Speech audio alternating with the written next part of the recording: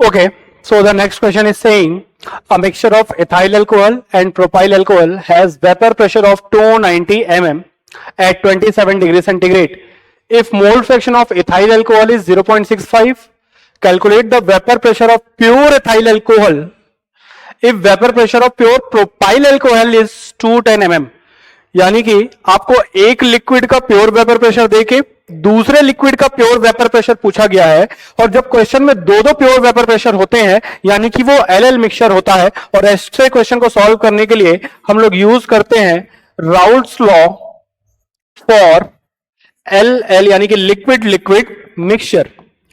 अब Raoult's law for liquid liquid mixture की अगर हम लोग बात करें तो हम जो फॉर्मूला यूज करते हैं that is P S is equal to P naught A X A plus P naught B X B.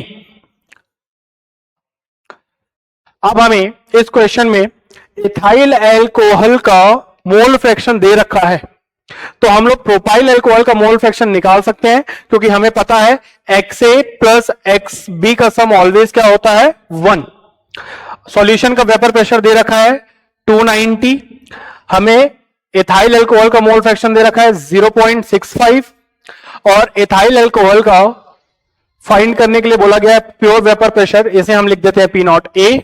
और प्रोपाइल अल्कोहल का वेपर प्रेशर दे रखा है 210, और अगर हम 1 में से 0.65 को माइनस करें तो 0.35 वैल्यू आ जाती है mole fraction of propyl alcohol की।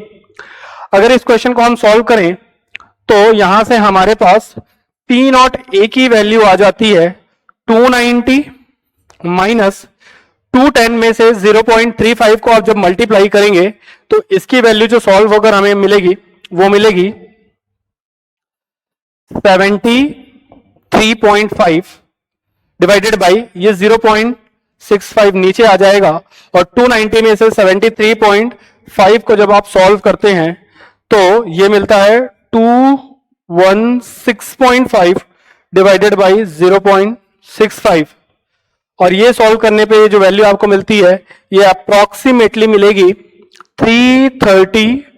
के आसपास, यानी पी नॉट ए की वैल्यू जो आ जाएगी वो आ जाएगी 333.1